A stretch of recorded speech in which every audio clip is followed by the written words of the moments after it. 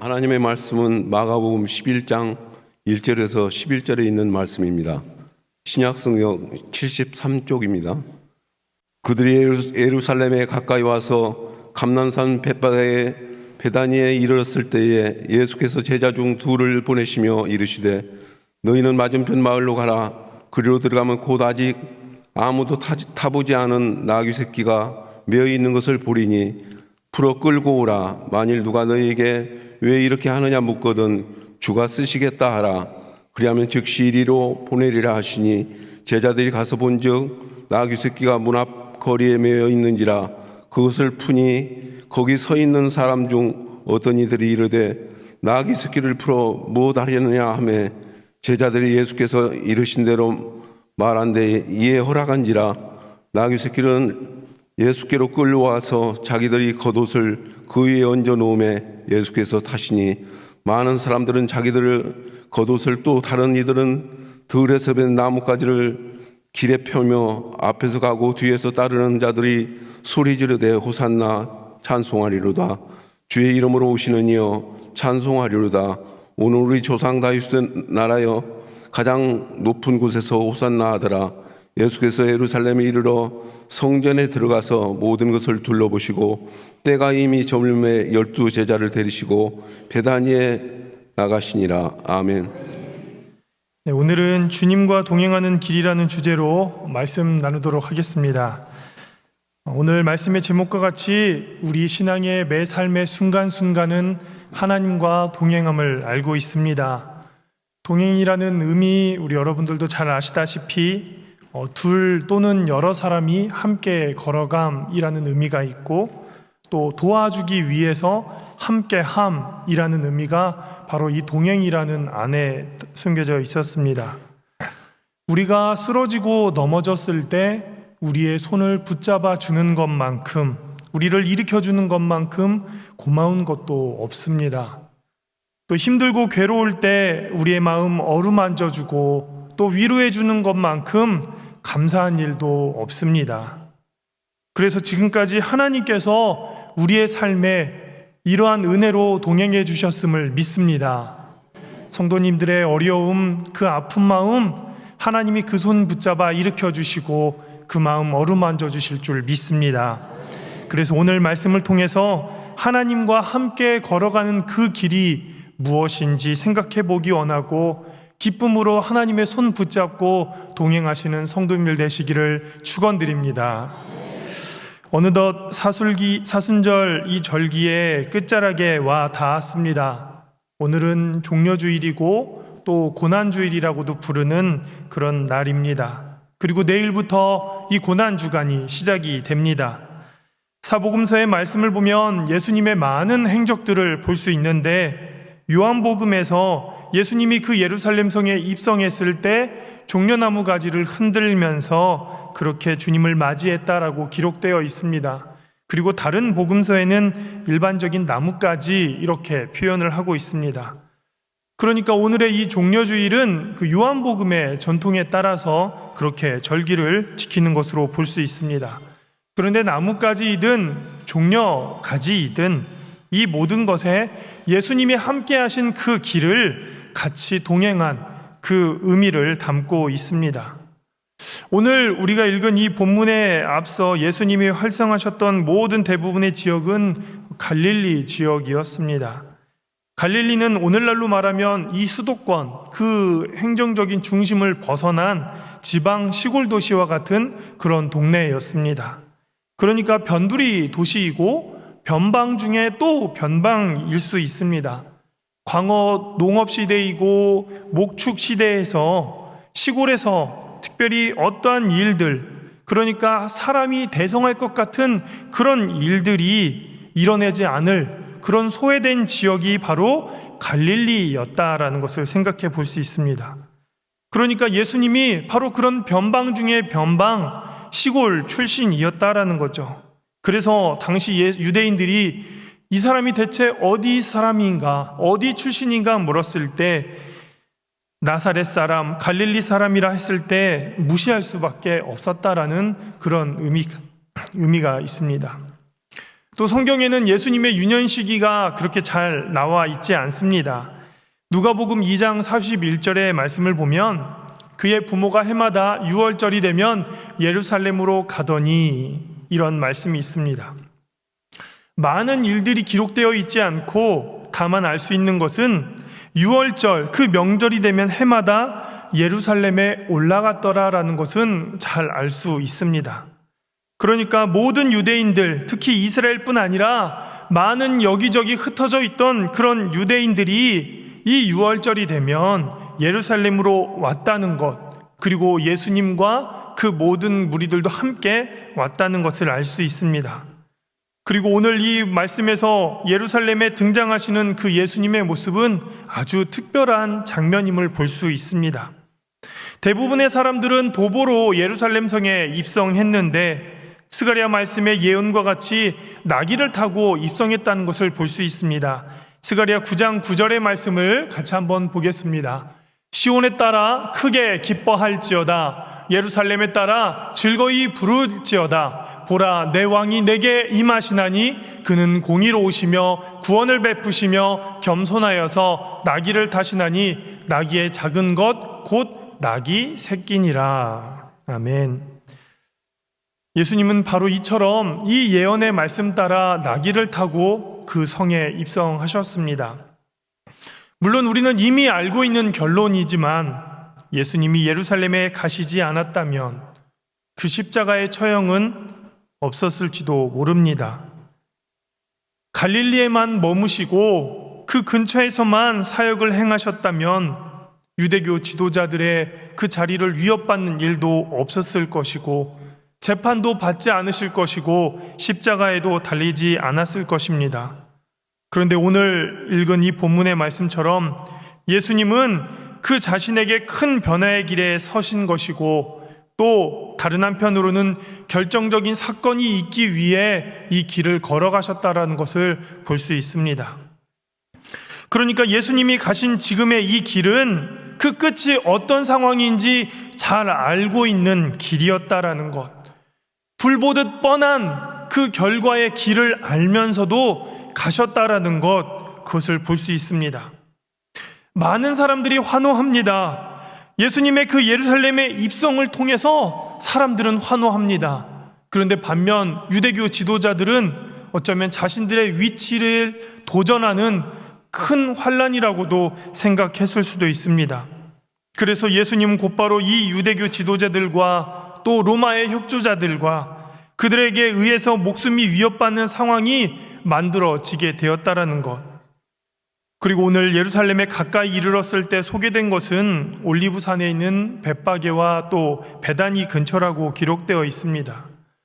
요한복음 말씀에 보면 예루살렘에 입성하시기 전에 나사로가 죽었다라는 소식을 듣습니다.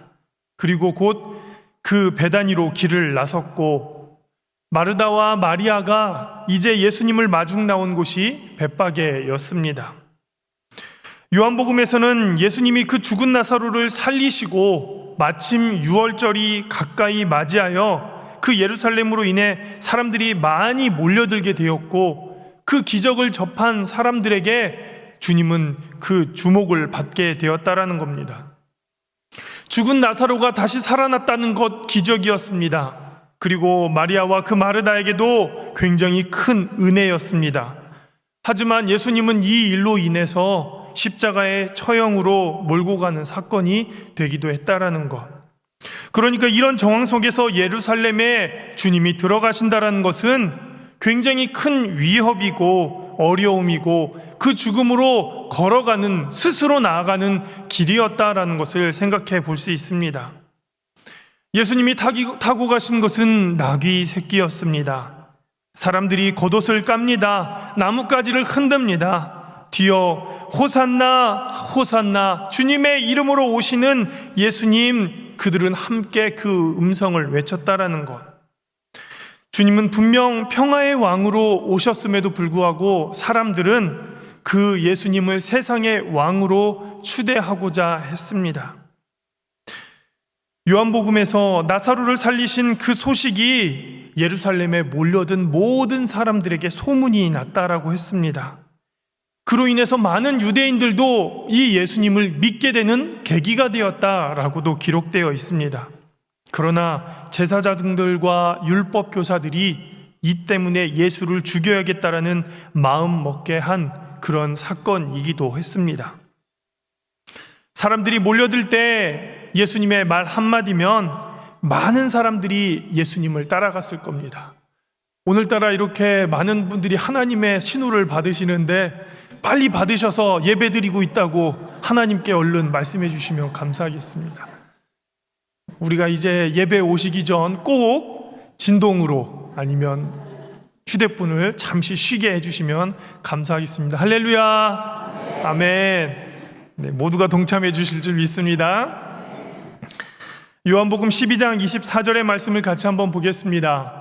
내가 진실로 진실로 너희에게 이르노니 한 알의 밀이 땅에 떨어져 죽지 아니하면 한 알 그대로 있고 죽으면 많은 열매를 맺느니라. 많은 사람들이 예수님께 몰려들었고 주님을 이제 그들의 왕으로 추대하고 싶어서 사람들이 몰렸을 때 예수님은 사람들이 이해할 수 없는 바로 이 요한복음의 말씀을 한 것입니다. 나를 따르려는 것은 그 죽음과 고통의 길을 함께 해야 하는 것이다. 그렇게 말씀하시고 그 무리들 가운데 사라지셨습니다. 어떻게 보면 사람들은 예수님에 대한 그 기대를 다르게 갖고 있었습니다. 우리의 어려움을 해결해 주실 분, 이 나라를 그 로마의 통치와 압제 속에서 해방시켜 주실 분. 그러나 주님은 이해할 수 없는 말로 그들에게 전하시고 그 곁을 떠나셨다라는 겁니다. 그러니까 세상의 수많은 요구에 대해서 그들의 부흥에 기대하지 않으셨던 예수님의 모습을 볼 수 있습니다. 어쩌면 제자들 중에서는 그 예수님의 많은 인기를 통해서 그 왕이 되시면 자신은 최소 신하는 되겠지라는 마음으로 세상을 통치하고 싶은 기대를 했던 제자들도 있었습니다. 어쩌면 몰려든 사람들을 통해서 예수님이 나의 욕망을 실현시켜 줄 수 있는 그런 꿈의 대상으로 여기고 이용하려는 자들도 있었을 겁니다. 그렇게 그런 자들의 욕망이 충만할 때 어린 나귀를 타고 예루살렘에 예수님이 입성하셨다라는 겁니다. 세상에 권세 있는 왕, 모든 아픔과 질병을 치유할 수 있는 왕, 이 나라를 다시금 부강하게 세워줄 수 있는 세상의 왕으로 사람들은 생각했다라는 것을 볼 수 있습니다. 그러나 사람들이 몰려들고 세상이 주님을 주목할 때 예수님은 분명히 가야 하셔야 할 길이 있었음을 아셨습니다. 그런데 그 길은 십자가의 길이었고 고통의 길이었습니다. 사람들은 정작 자신들의 아픔과 어려움을 해결해 주기를 원하는 예수님으로 모셨는데 예수님은 세상의 뜻과 세상의 목적과는 다른 길을 가시고자 했다라는 것을 사람들은 알 수 없었다라는 겁니다. 어쩌면 길을 가시면서 사람들이 요구하는 대로 편안한 길을 갈 수도 있었습니다. 사람들이 기대한 모습대로 왕으로 추앙받는 그런 길로도 가실 수 있었습니다. 하지만 사람들의 요구에 주님은 그 길을 걷지 않으시고 하나님이 계획하신 준비된 길로 갔다라는 것. 힘든 길, 어려운 길, 죽음의 길, 고통의 길, 하나님 손 붙잡고 예수님은 그 길로 나가셨다라는 겁니다. 빌립보서 2장 5절에서 11절 말씀을 보게 되면 그곳에서 바울이 고백하는, 그러니까 바울의 믿음으로 고백하는 그 예수님이 가신 길에 대한 그 고백이 이 빌립보에 기록되어 있는데 당시 초대교회가 노래한 예수님의 이야기입니다. 빌립보서 2장 6절의 말씀을 같이 보겠습니다. 그는 근본 하나님의 본체시나 하나님과 동등됨을 취할 것으로 여기지 아니하시고. 이것을 조금 더 쉽게 말해 예루살렘으로 들어가시는 그 예수님의 모습을 하나님의 모습을 지녔음에도 성자 아들로서 하나님과 동등하다는 것을 알면서도 그것을 당연하게 생각하지 않으셨다라는 것을 바울의 고백을 통해 볼 수 있습니다. 그리고 이어서 빌립보서 2장 7절에서 8절의 말씀을 보시면 오히려 자기를 비워 종의 형체를 가지사 사람들과 같이 되셨고 사람의 모양으로 나타나사 자기를 낮추시고 죽기까지 복종하셨으니 곧 십자가에 죽으심이라. 사람들은 주인이 되고 싶어하고 또 성공하는 자 되고 싶어하는데 오늘 주님은 종이 되고 원하셨고 또 자기를 더 낮추기를 원하셨다는 모습을 볼 수 있습니다. 오늘 이 바울의 고백처럼 나귀를 타고 예루살렘으로 입성하시는 그 예수님의 모습을 보면서 이 마음, 이 생각, 이 길이 더 확고하게 전해졌음을 알 수 있습니다. 사람들은 궁금했습니다. 사람들이 몰려들어서 주님을 왕으로 추대하고 싶고 그분은 우리의 세상적인 왕으로 될 것이다라고 외쳤는데 왜 주님은 그 모든 사람들의 그 길을 뿌리치고 하나님의 길로 가는 것일까요? 힘과 권력, 사람들에게는요 이것만큼 중요한 일도 없습니다. 그런데 제가 이제 미디어를 보는데요, 세상에 많은, 우리 한국만 빼고요, 대한민국만 빼고 전 세계 많은 사람들에게 가장 1순위는 가정이었습니다. 그리고 2순위가 건강이었어요. 한국 사람의 1순위는 무엇이었을까요? 네, 잘 알고 어떻게 보셨나요? 한국 사람의 1순위는 돈입니다. 참 어떻게 보면 안타깝습니다. 전 세계 사람들은 한국만 빼고 가정이 1순위고 건강이 2순위인데 그 다음에가 이제 돈이고 다른 것들이 있는데 한국 사람은 1순위가 돈입니다. 참 부모 형제 다 필요 없습니다. 돈이 최고입니다. 그런데 세상의 사람들은요 바로 이러한 것들이 삶의 목적이다라는 것이에요. 그런데 예수님은 오히려 하나님을 향한 우리의 마음을 통해서 우리의 눈을 거꾸로 돌릴 수 있도록 그 마음을 우리에게 주십니다. 사도 바울은 어떤 사람이었습니까? 사도 바울은 바리새인 중에 바리새인이라고 말했습니다. 자신의 삶을 율법 중에 가장 완벽하게 이룰 수 있도록 노력한 사람입니다. 세상의 질서가 그랬고 모든 유대인들, 모든 바리새인들이 바로 그러한 율법의 사람으로 완벽해지기 위해서 나아갈 때 그 길이 바르다라고 생각했습니다. 그런데 어느 순간 다메섹으로 가는 길에 예수님이 바울을 만나 주셨고 지금껏 자기가 걸어왔던 모든 길이 잘못됐다라는 것을 깨달았을 그때, 내가 지금까지 걸어온 길이 문제가 있었다고 생각할 그때 큰 문제를 알게 된 겁니다. 우리 사랑하는 성도 여러분, 지금까지 우리는 제대로 된 삶을 살아왔다라고 자부할 수 있을까요? 분명한 목적, 최선의 노력으로 반듯한 인생을 살아왔다라고 자부했는데 그것이 부정된다라고 한다면 어느 누가 그것을 쉽게 받아들일 수가 있을까요? 아니면 뒤를 돌아보니 이미 내가 걸어온 길이 잘못된 것을 알지만 돌이키기에는 너무 늦어버려서 어쩔 수 없이 앞으로 나아가고 계시나요? 분명한 것은 잘못된 길이라면 돌이킬 수 있는 그런 우리의 마음이 되어야 합니다. 사도 바울도요 분명한 율법주의자였고 바리새인 중에 바리사였고 유대인이었습니다. 어떻게 보면 철저한 신앙의 사람이었고 이보다 더 열심히 있고 열정이 있는 신앙인은 없었습니다. 그런데 그의 열정과 그 열심이 잘못되었다는 것을 깨달을 그때, 여러분들은 어떠십니까? 내가 지금껏 살아온 인생 가운데 하나님만 알고 교회만 알고 살아왔는데 나의 열심이 잘못되었다는 것을 깨닫는 그 순간 우리는 돌이켜야 되지 않겠습니까? 그때부터 바울은 예수님이 나귀를 타고 그 예루살렘에 입성하셨을 그때처럼 그러한 방향으로 나아가기 시작했습니다. 한마디로 사람들이 잘한다, 열심히 한다, 좋은 길이다라고 생각한 그 길이 아니라 하나님의 마음으로 사람들과는 다른 길을 선택했습니다. 모든 사람들이 호산나 다윗의 자손이여라고 환호할 때, 사람들이 예수님을 만나려고 몰려들었을 때 이해할 수 없는 말을 하는 겁니다. 한 알의 밀알이 죽어야 열매를 맺을 수 있다. 그런데 바울도 이 예수님의 이 길을 동참하겠다고 선언을 하는 겁니다. 요한복음 12장 24절의 말씀을 같이 한번 읽어보겠습니다. 시작. 내가 진실로 진실로 너희에게 이르노니 한 알의 밀이 이 땅에 떨어져 죽지 아니하면 한 알 그대로 있고 죽으면 많은 열매를 맺느니라. 아멘. 우리는 이 말씀을 참 잘 알고 있고 찬양으로도 부르는 말씀입니다.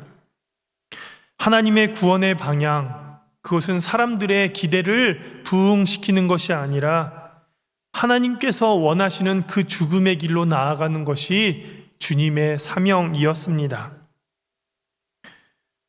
우리가 성경이라는 이 율법, 교회의 질서라는 이 율법에 가로막혀서 우리 신앙생활을 어쩌면 스스로 가로막고 있지는 않았는지 생각해 보기를 원합니다. 무엇이 먼저입니까? 무엇이 하나님의 뜻입니까? 교회 안의 법이요? 교회 안의 질서요? 이것이 하나님이 원하시는 것은 분명 아니었습니다. 어쩌면 세상이라는 것, 우리가 말하는 비그리스도인들의 세상이 아닙니다. 유대인들도 다 여호와 하나님을 믿는 사람들이었어요. 그들의 세상에서 가려는 방향이 아니라, 그들이 추구했던 방향이 아니라, 우리 송년교회 모든 성도들이 추구하는 이런 인간적인 방향이 아니라 하나님이 가려고 하셨던, 하나님이 추구하셨던 그 길에 예수님이 가셨고 그 사도였던 바울도 그 길을 발견하게 됐다라는 겁니다. 우리가 그리스도인이라는 사실은 예수님이 걸어가신 그 길을 동행한다라는 의미이고, 사도 바울도 결심했던 그 제자로서의 길을 가기로 한 그 순종도 그의 동행이었습니다. 함께 한다라는 의미였습니다. 그러니까 예수님이 가신 그 길, 모두가 잘한다, 모두가 축복한다라는 그 세상적인 눈으로 바라보는 길이 아니라 주님이 가셨던 길, 바울이 갔던 그 길, 우리도 따라가야 될 줄 믿습니다. 요즘 많은 사람들이 세상이 돌아가는 방향에 우리의 몸과 마음을 빼앗깁니다. 여전히 하나님을 최우선으로 살아가야 된다라고 말은 하지만 여전히 자녀와 건강, 사업에 우리는 몸과 마음을 빼앗깁니다. 그렇다고 세상적인 것들과 동떨어져서 살아가는 그리스도인들이 신앙만 잘 지키면 살면 된다는 것이 좋은 신앙이 아니듯, 세상에 몸담고 살아가는 우리들이 기억해야 되는 것은 하나님이 내게 주신 사명, 이것을 통해서 세상을 변화시키는 것이 바로 그리스도인의 사명입니다. 세상이라는 것 별것 없습니다. 여러분들이 속한 가정이고요, 여러분들이 속한 직장이고, 여러분들이 살아가는 그 모든 울타리들이 세상입니다. 그러니까 주님의 복음을 가지고 있는 내가 가정을 변화시키고, 우리의 직장을 변화시키고, 함께하는 친구들과 그 모든 만남을 변화시키는 것, 그것이 바로 우리가 해야 될 사명이다라는 겁니다. 그래서 주님은 그 변화를 위해 우리를 부르셨고 하나님의 도구로 삼고자 하신다라는 것. 하나님은 비록 내가 몸이 불편해도 나를 사용하고자 하십니다. 내가 지혜가 부족해도 나의 입술을 통해 사용하고자 하십니다. 내가 물질이 없어서 드릴 것이 부족하지만 그럼에도 나를 사용하고자 하십니다. 내가 시간이 바빠서 제대로 된 헌신을 못하지만 하나님 내가 가진 것으로 섬기게 하십니다. 그러니까 우리를 모든 각자의 자리에서 부르시고 이러한 사명을 주셨다라는 것. 힘들고 어렵더라도 주님이 가신 오늘 이 종려주일에 그 힘들었던 주의 발걸음처럼 우리도 힘써 나아가시는 성도님들 되시기를 축원드립니다. 요즘 많은 설교를 하다 보니까 사실 심적으로 조금 지칩니다. 성도님들은 부목사들 설교 많이 들어서 좋다고 하실지 모르겠으나 부담되고 힘든 것은 사실입니다. 여러분들은 웃지만 저는 웃을 수가 없습니다.